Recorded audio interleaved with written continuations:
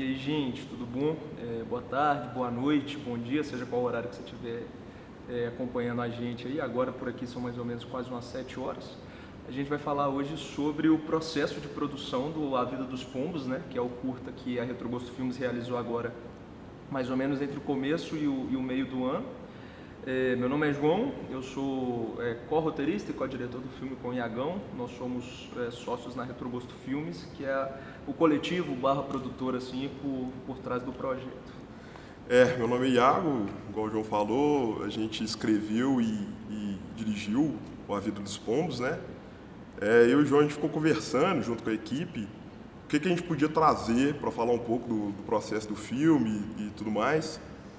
E eu acho que o importante que foi interessante para a gente, tipo, enquanto cineastas e tudo mais, desde quando a gente estava no processo de querer ser cineasta e tudo mais, e de moleque, acho que era interessante falar sobre o processo de fazer o filme, sobre o edital, sobre...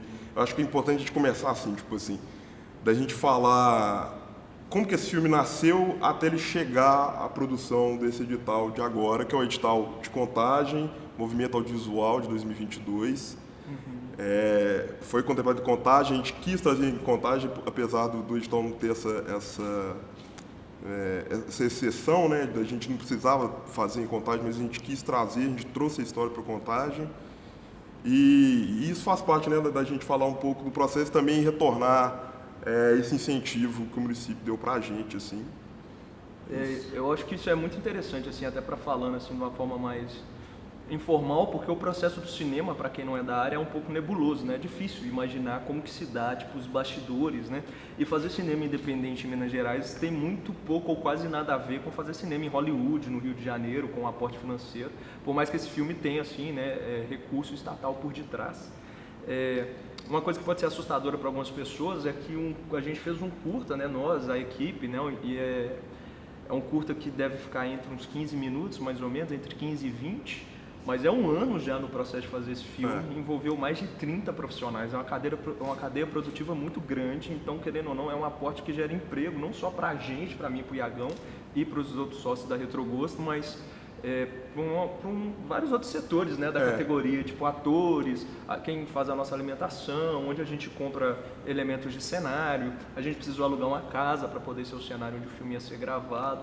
Então, a ideia hoje é desmistificar um pouquinho desses processos. Obviamente não vai dar para abordar tudo, né, mas falar de modo que, tipo assim, quem sabe, sei lá, você que está aí assistindo agora não tem um interesse em fazer parte, ou você já faz parte, e conhecendo mais, né, talvez isso facilite um pouco o acesso das pessoas ao cinema, que de certa forma ainda é uma arte meio elitizada, né? Sim, e difícil de entrar. Eu acho que esse é o recado mais importante, assim, sempre, porque a gente tem muita referência daqui de Contagem, né? Tipo assim, a gente cresceu com filmes de plástico, tipo, vendo filmes de pessoas que vieram daqui, só que antes isso parecia impossível, tipo, era uma coisa hollywoodiana, era longe. Até hoje, quando a gente fala que a gente mexe com o cinema, que a gente é cineasta, com qualquer pessoa na rua, parece que a gente vive um outro mundo e, pô, é só trazer esforço para tentar contar histórias, assim, né? Tipo, se for contar um pouco da trajetória, de como tudo começou, o que eu sempre gostei de fazer, que eu acho que o João também, e a gente está muito bem quando a gente escreve junto, é que a gente queria contar história, a gente gostava de escrever e aí a gente quis passar isso para a tela. E o processo da Vida dos Pombos, acho que meio que já começando a falar do filme, assim, é muito interessante você pegar de como ele surge. Primeiro, ele não surgiu para ser curta. Isso é verdade. Curta-metragem, né, live action mesmo, enfim, gravando tudo geral. Era para ser uma animação, a ideia é que fosse uma animação, surgiu daí, não tinha fala, tinha outros personagens. Era uma outra vibe, né, velho? Era tipo... Inicialmente era para ser uma animação de 1 minuto, ou seja, virou 15 minutos, ou seja, é uma outra história. E era uma animação que a gente tinha planejado com um edital ainda menor, que o aporte final era tipo R$1.000. Durante a pandemia era um edital de emergência, né? E aí o nosso setor, assim como outros setores relacionados à arte, sofreu demais durante a pandemia, né? Porque, querendo ou não, tudo meio que parou, né? Acho que todo mundo, todas as áreas sofreram, mas a arte em especial sofreu bastante. E aí nessa época surgiram alguns editais de incentivo e aí a gente teve ideia para fazer esse filme assim, né? E veio de uma provocação muito interessante, né? Eu lembro da gente conversando assim durante a pandemia sobre o que é, tipo, você de alguma forma, começa daí, né? O que é você ser despejado? O que é um despejo? Porque a sua relação com a sua casa, com o espaço em que você mora, é uma relação de afeto, né? As pessoas que vivem ali dentro. Então isso faz meio que parte da sua constituição enquanto indivíduo. Então quando você perde a casa, não porque você está se mudando por vontade, mas porque você está sendo despejado, né? Ou seja, há alguma imposição maior fazendo com que você migre dali, alguma coisa muda dentro. Mas isso foi a provocação inicial, né? Logo que a gente começou a falar sobre isso, surgiu uma outra parada que era tipo assim, parecia mais latente do que falar necessariamente sobre o despejo. A Vida dos Pombos não fala sobre despejo, falar sobre como é viver, tipo, como é quando esse ambiente, que é um ambiente de casa, que é esse ambiente que espelha de alguma forma quem você é ou até quem você vai ser, quando ele não tem as condições ideais, sabe? O IBGE, se não me engano é o IBGE, assim, mas alguns institutos aqui do Brasil, eles classificam o que seria uma moradia ideal, né? Tem um termo chamado déficit habitacional, que ele fala sobre as condições em que nós vivemos em nossas casas. Então não é só sobre não ter casa. Às vezes você tem uma casa, mas ela não está adequada para a quantidade de pessoas que vivem ali, ou ela não tem saneamento básico, que é fundamental, é um direito básico de todo mundo. Então, partindo aí, né, desse princípio, dessa ideia, a gente meio que começou a traçar a história do Jardel, que é o protagonista do nosso curta, né, que é um jovem, assim, na casa dos 16 aos 18 anos, assim, que ele está em plena puberdade, está em fase de crescimento, e ele mora num apartamento apertado, mas a família, que contando com ele, dá umas 6 pessoas, né. E a nossa história começa exatamente no dia em que ele precisa deixar o quarto compartilhado dele com os irmãos para ir dormir em outro cômodo, porque a irmã mais velha tá para ter um bebê e eles precisam do espaço onde ele dormia no quarto dele para montar o berço, que é onde o neném vai ficar. Então é uma família que está meio que se realocando ali naquele espaço, e a história é sobre esse dia na vida do Jardel, onde ele tem 2 funções: desmontar a cama e montar o berço. Acho que é uma coisa de roteirista que nunca a história deixa de ser minimamente autobiográfica, né? Tipo, a gente sempre bota um pouco disso em personagem. E a coisa do Jardel, eu e o João, a gente conversando bastante, assim, né? No processo de escrita mesmo, até chegar na construção de personagem, quantos irmãos são, enfim, tudo que poderia entrar em conflito com a cabeça do nosso protagonista, acho que passa um pouco por nós também, né? Sim. Jardel é um jovem preto que cresce numa casa em que ele não tem espaço e ele está passando pela puberdade. Isso é eu acho que o grande mote do filme, e isso que vai levar ele durante o tempo, assim. Aí, o processo de introspecção até, né, enfim, sair para o mundo. Tem alguns elementos que a gente, aí entrando bastante na história, né, saindo da concepção de animação, mas vindo pro curta, que ele virou, acho importante, só abrindo parênteses, acho importante a gente falar que esse filme não nasceu para esse edital, a gente foi desenvolvendo uma ideia que já estava na nossa cabeça, e ele virou isso durante a escrita do edital. Tipo, nós tivemos a oportunidade, vimos a oportunidade e beleza, vamos adaptar uma história. E virou a história que hoje em dia a gente é apaixonado. Eu particularmente tenho muito orgulho. Tipo assim, e representando a equipe toda também, né, da Retrogostos, tanto os diretos e indiretos, né, todo mundo fez parte indiretamente ou diretamente dessa equipe. Mas aí, entrando no filme, é um filme sobre um jovem que está passando por um momento delicado que todo jovem vai passar, mas que é diferente para certos conceitos sociais, assim, né? Assim, ele está numa casa apertada, ele convive com irmãs, tipo assim, dividir essa casa é difícil para ele, já seria difícil, ainda mais nessa idade, assim. Tem uma coisa que eu gosto muito no nosso filme, assim, que é a coisa da construção do coletivo mesmo. É uma família, né? Então vive o Jardel, é uma família guiada por uma mãe solo, né? E os irmãos, que são todos filhos da Sheila, né?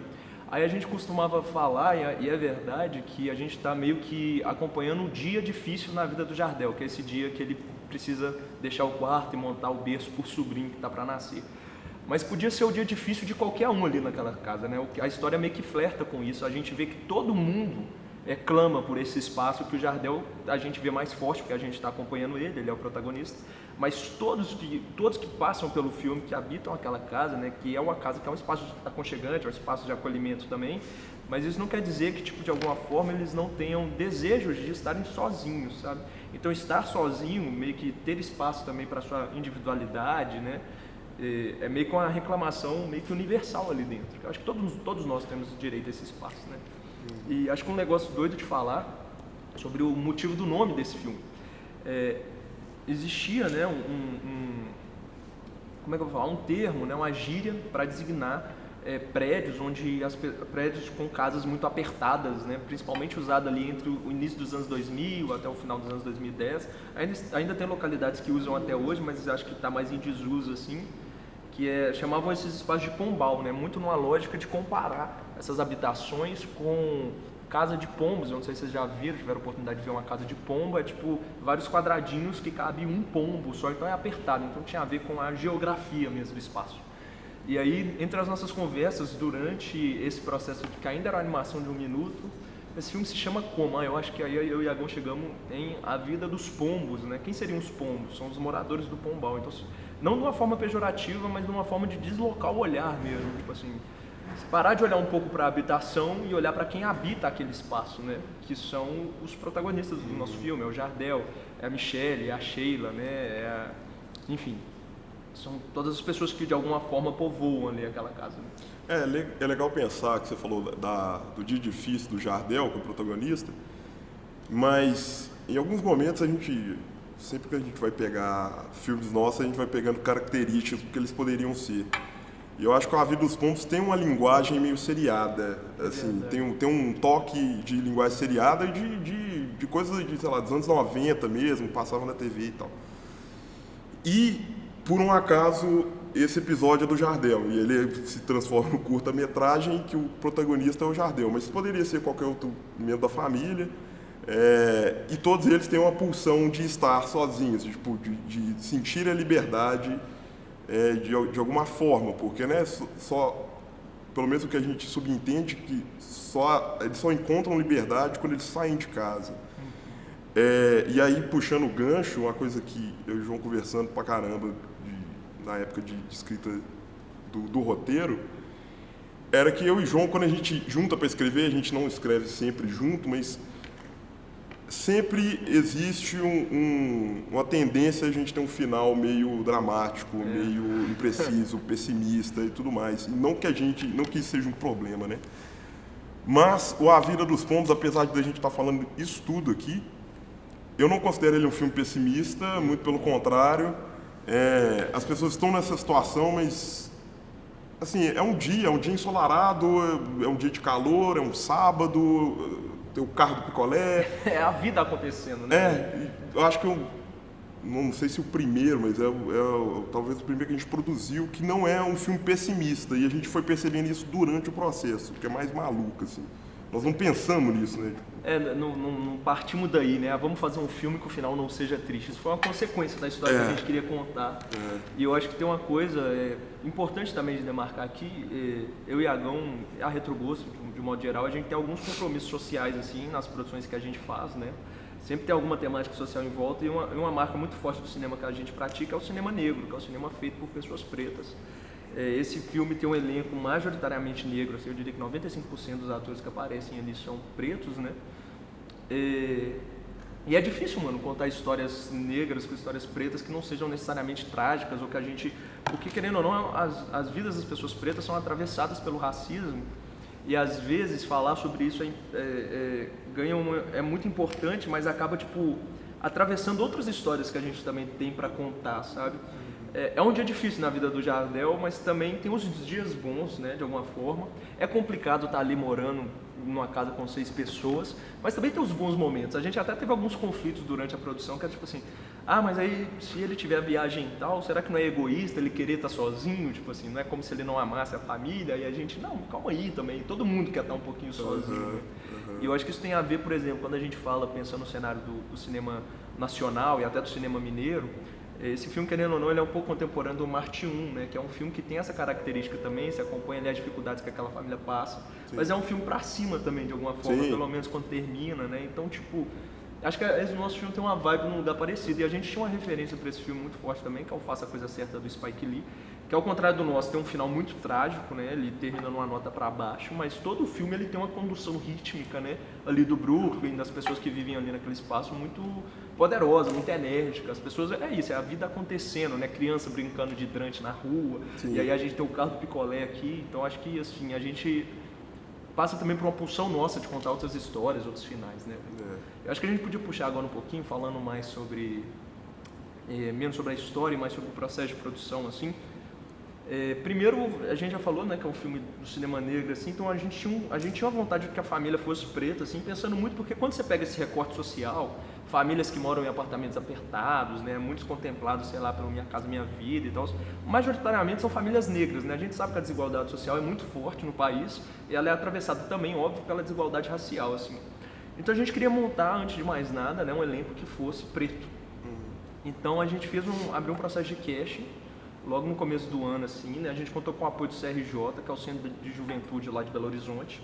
Fizemos um processo extenso, muita gente talentosa, a gente teve mais de 60 inscrições. Eram seis personagens, né? Eram 6 personagens, a gente não teve nenhum convite, né? Não, só o Demetrio. Tivemos um convite do Demetrio, mas eram 6 personagens, cast para 6. Cast para 6. E aí foi complicado, cara, porque muita gente talentosa, assim, é difícil você escolher. E ao mesmo tempo a gente estava escolhendo um elenco que precisava ser uma família, né? De alguma forma. Então as pessoas, tipo assim, tinha que ter uma vibe ali entre eles. E eu acho que a gente, como sempre, assim, a gente sempre trabalha com pessoas ótimas nesse sentido, assim. Acho que Minas Gerais tem escolas de formação de atores maravilhosas, assim. Mas a gente formou um elenco muito generoso, assim, né? Uma galera que se entregou demais pro processo inteiro, e eu acho que isso está tudo refletido lá no filme, quando vocês forem ver. E foi muito gratificante fazer parte desse processo, mas ao mesmo tempo foi desafiador, porque uma vez que a gente escolheu o elenco, montou um cast e tudo mais, aí depois a gente escolheu a casa para filmar, em contagem, chega a hora de gravar. E aí é o seguinte, você vai gravar um filme que se propõe a filmar uma casa apertada. A gente não está em Hollywood. Quando o Hitchcock vai fazer o filme dele lá, que se passa em um apartamento, ele faz um apartamento com paredes móveis. As paredes têm rodinha, né, para dar espaço para a equipe andar pelo apartamento e tal. A gente não, a gente precisava de um apartamento apertado que existe para poder filmar um apartamento apertado. E aí tinha que juntar nesse apartamento 6 atores, mais a Retrogosto, né, que nós somos 7, estávamos em 6, mais os agregados, o resto da equipe que somou com a gente, né, os assistentes, as outras cabeças de área, assim. E no final a gente tinha uma equipe ali, mais ou menos umas 25 pessoas dentro do apartamento apertado, assim, para fazer o filme acontecer. E deu certo, mas isso requer de alguma forma uma pré-produção bem feita, né, bem pensada. Você tem que pensar, acho que depois a gente pode até pular pro gancho do storyboard. Mas tudo é planejado bem antes. Porque, querendo ou não, a gente tá mexendo com dinheiro. Uma diária perdida é dinheiro perdido. Dá para fazer cinema de baixo orçamento? Dá. O que a gente faz há algum tempo, assim. É por paixão, né? Tipo, a gente tá nesse esquema porque a gente gosta. É amor mesmo, né? Porque uma diária desperdiçada é dinheiro desperdiçado.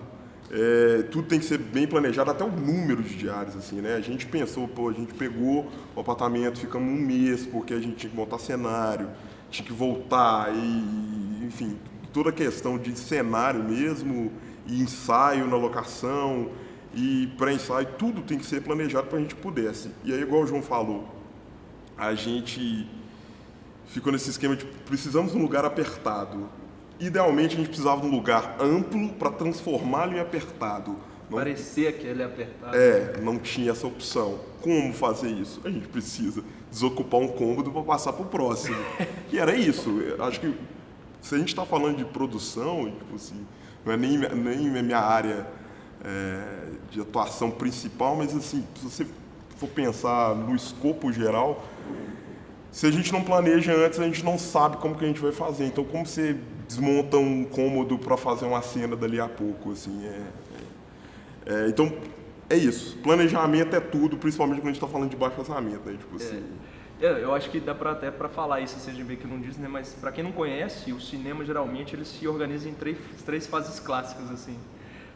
A pré-produção, a produção e a pós-produção, né? Na pré-produção você ensaia atores, você seleciona atores, você se prepara para fazer aquele filme acontecer. Então você escolhe a locação, Você se reúne com os departamentos, faz reunião com a galera de fotografia, faz reunião com a galera de arte, faz reunião com a galera de som e idealiza esse filme, planeja. A luz do filme vai ser assim, o som do filme vai ser assado, essa casa vai ser assim, esses personagens vão se vestir de tal modo. Então você se planeja, essa é a pré-produção.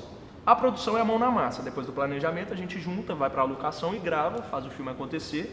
E a pós-produção é que depois que o filme está gravado, ele precisa ser montado na ilha de edição, precisa passar por correção de cor, mixagem de som, efeitos visuais, créditos, então é um processo extenso e por isso que demora também, né?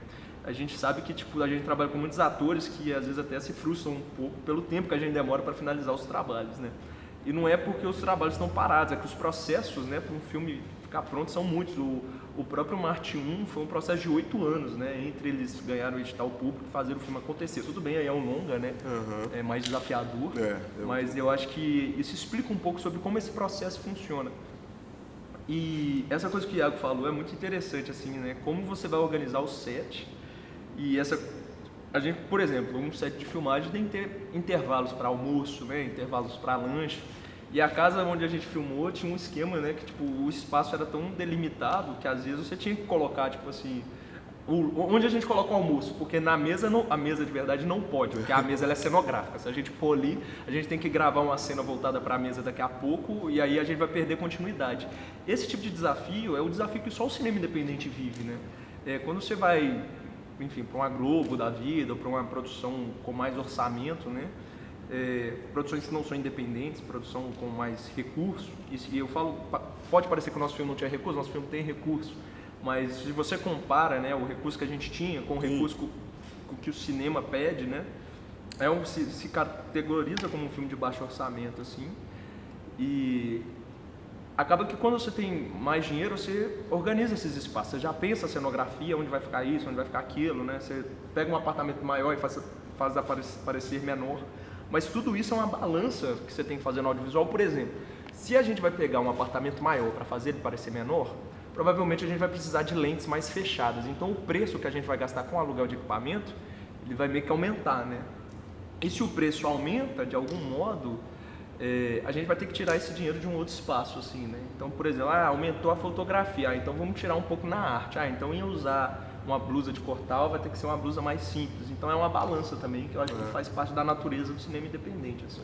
Isso. Você passou pelas 3 fases, mas é basicamente assim, parece, ao mesmo tempo que parece complexo, também não é tão simples, mas você planeja o filme, e aí, eu quero até voltar no cast depois para falar como que a gente chegou nessa galera, né, que montou o nosso elenco, mas você se prepara, eu acho que a pré-produção, uma boa pré-produção garante uma produção mais tranquila. Produzir é o mais gostoso, mas é o que dura menos, é o que você vai enlouquecer em set e tudo mais, mas é tudo, assim, é uma loucura boa, assim.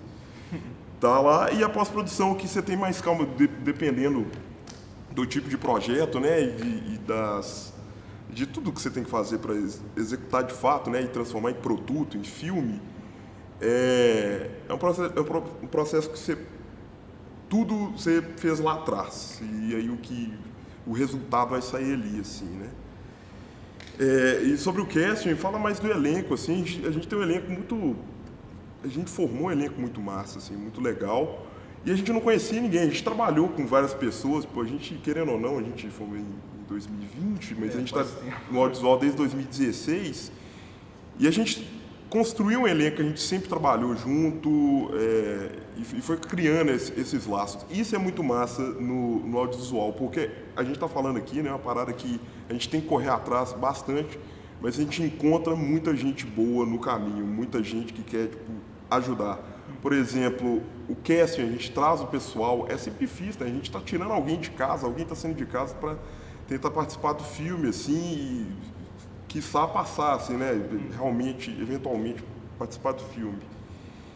E vem a galera, e a galera abraça, e a gente encontrou para todos os personagens candidatos, encontramos um elenco incrível, assim, e isso faz parte de uma boa pré-produção, mas faz parte também, eu acho, um pouco de sorte, né? Um pouco de encontrar gente que está interessado também em fazer arte, em fazer cinema, enfim.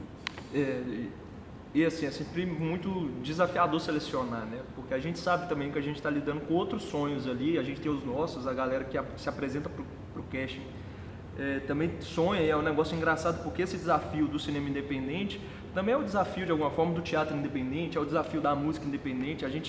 As artes se encontram, né? E a gente enxerga muito que a gente tá meio que todo mundo no mesmo barco, né? A galera soma muito também, às vezes o ator ele vai muitas vezes fazer um trabalho que tipo assim tá para além do que é exigido dele, por exemplo, eu tenho essa roupa em casa, acho que tem a ver com o personagem e traz, são tipo assim coisas e sortes que a gente tem no encontro, né? Que a gente tem com essas pessoas que acaba que uma vez que a gente se esbarra nelas, a gente não quer perder o contato também. Então tá em mente para sempre, assim, para projetos futuros.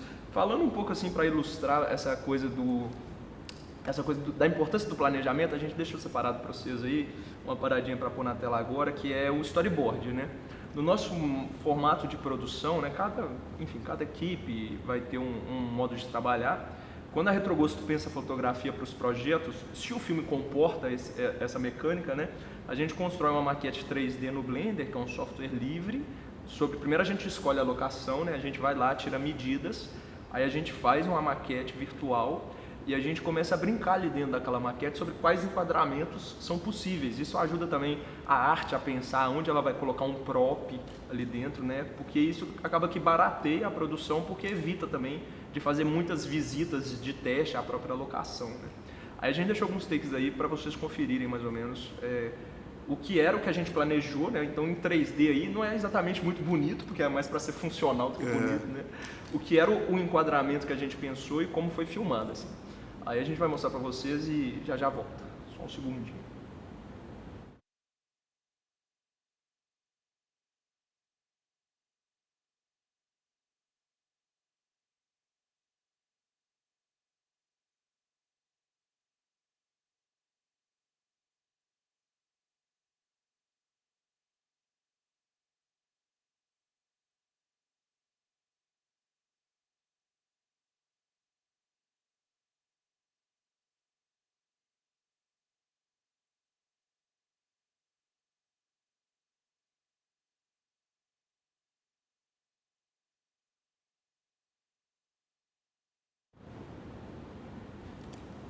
Pô, acho que deu para ver aí, né? Espero que tenha dado para entender, pode ser um pouco confuso.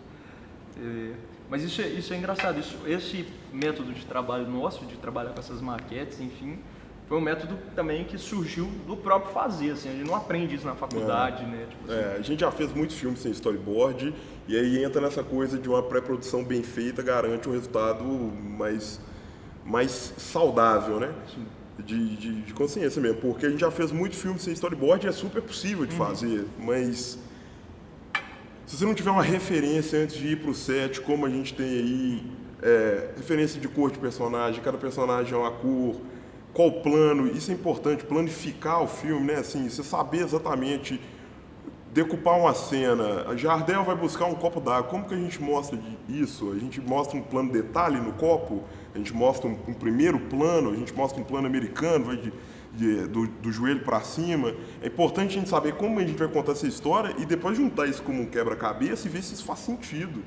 Né? E tem um negócio engraçado, que às vezes não dá certo também. Às vezes a gente planeja, são raros, né? Mas às vezes no storyboard funciona e você chega na hora, a realidade se impõe. O sol está mais forte, a luz não deu certo, ou a gente mediu a profundidade de campo no espaço 3D funcionava, mas lá no ao vivo não dá, e também você tem que ter maleabilidade para se adaptar. E é isso que o Iagão falou no começo, assim, né? A gente está lidando com dinheiro. Quando a gente entra no set de filmagem naquele dia, a gente tem um número de planos que a gente tem que bater até o dia acabar, fraga. Então a gente tem que filmar 20 planos hoje. E não dá para jogar para a próxima diária, porque é isso, né? Se você atrasa hoje, você está atrasando as próximas e cada diária tem um custo muito elevado. Então esse planejamento, esse processo, ele é muito importante assim para fazer as coisas funcionarem, porque se não tiver preparação, se não tiver ensaio, se não tiver reunião antes, meio que você vai perder tempo, vai perder dinheiro e provavelmente o resultado vai ficar aquém do que o filme poderia ser. Né? E documentações importantes, assim, né? De documento mesmo, de papel anotado as coisas. A gente trabalha muito, para quem não é do audiovisual, talvez seja uma novidade, mas com ordem do dia, né? A gente tem horário de entrada de set, quando a gente começa a gravar, quando que é a pausa para almoço. Tal ator pode ir embora porque não tem mais cena naquele dia. é se organizar antes justamente por isso, né? Se você está prendendo uma pessoa a mais tempo do que ela deveria estar no set, além de perder dinheiro, é desconfortável e tudo mais. Então é tudo documentado mesmo, ordem do dia, toda a documentação que a gente puder fazer para facilitar, é isso, é sempre facilitar a vida no set. O set é um lugar maravilhoso, mas é um lugar também de bastante estresse. Você está contando com luz do sol, você está contando com você ter planejado o storyboard, chegar lá, não dá certo, o falente, isso aqui vai ser uma 24mm que a gente quer um plano aberto. Chega lá, não dá certo, você mostra a quina que você não quer mostrar, qualquer coisa assim. Então, até evitar esse tipo de problema e antecipar. Igual você falou, você deu um exemplo de uma exceção, mas tipo, isso facilita tanto a vida de que a exceção a gente vai lembrar sempre. Tipo, tá, isso não deu certo, vamos pensar para a próxima. O plano B, né? O plano B, e sempre vai ter, qualquer profissão vai ter, mas no nosso caso é tipo, tudo vai fluindo porque a gente preparou bem e algum outro vai ter uma exceção e tá tudo bem, tipo, mas é isso, é sempre a pré-produção bem feita vai render um resultado massa. Assim. Nós falamos de pré-produção, produção, acho que para arrematar dá para falar um pouquinho de pós, que é o processo que o filme está agora, né? Depois que está tudo filmado e aí, tipo assim, você vai lá, você filma, as gravações são pesadíssimas, né? São tipo assim, teras de arquivo para corrigir cor, para fazer som. A gente manda o filme para montagem, né? Quem montou esse filme foi a Lia Novaes, com quem a gente já tem uma parceria há algum tempo. E esse filme, em particular, ele tem uma característica que é a primeira vez em filme nosso, né? Que ele é um filme na janela 4x3, né? Hoje em dia a janela mais usada no cinema é o CinemaScope, né? Que é o widescreen, assim, o filme é fininho, né? E o 4x3 ele é quadrado, né? Muito na ideia do que o filme se propõe, que é falar sobre um espaço apertado, assim, né? De algum modo. E aí a gente junta esses planos, manda para edição, a mixagem de som começa a fazer o trabalho de mixagem e também a galera da cor começa a trabalhar para poder colorir o filme, para ele ficar mais próximo do color grading que a gente imaginou, assim, de acordo com as referências. E até a gente chegar mais assim nessa fase de encerramento, que é quando o filme fica pronto, aí ele vai para distribuição, onde as principais janelas assim do cinema independente, né, são os festivais que acontecem pelo Brasil e mundo afora, onde esses filmes passam. Então, se você ficou curioso, que vai querer ver o filme depois e quer saber onde ele vai passar, dando tudo certo, se os festivais o quiserem, né, a gente vai mandar ele para vários festivais nacionais. A ideia, a gente vai ter uma exibição pública em breve, né, fiquem de olho aí nas nossas redes para saber onde vai acontecer.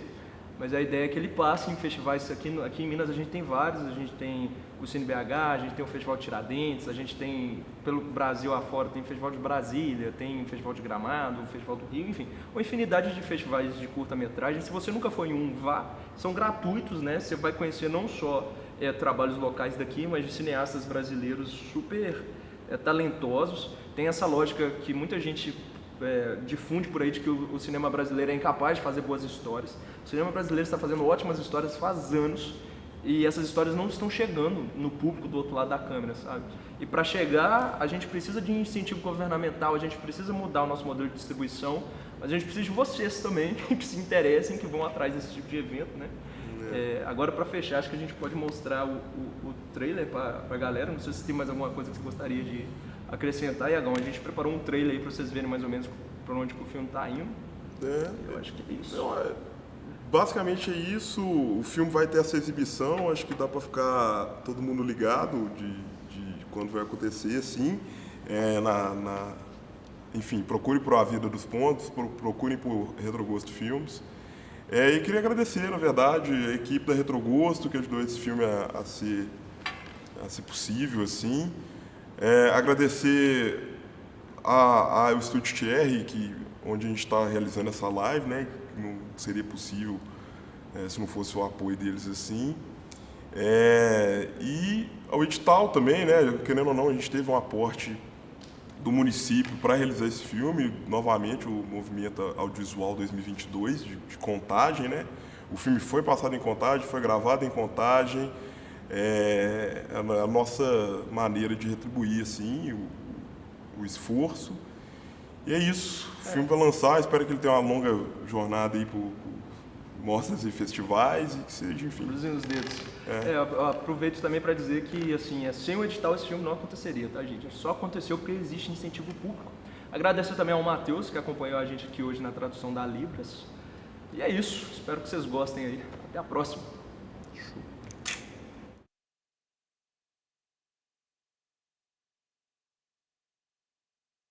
Alô, alô, cachoeirão! Salve, família! Hoje é dia de baile e vai rolar concurso de passinho valendo ingresso pro FBC e uma caixa de cerveja pro segundo colocado. Oi. Meu nome é Jardel. Ismael, veio buscar o berço, né? Jardel! Ah não, Jarda. Jardel? Jardel! Qual foi, meu filho? Hoje é dia de baile. Sabe quanto tempo um dia secar? Precisa do som nessa altura, Michele? O baile vai rolar aqui em casa, tá vendo? Não tô sabendo? Ô, doidão, fecha a porta isso.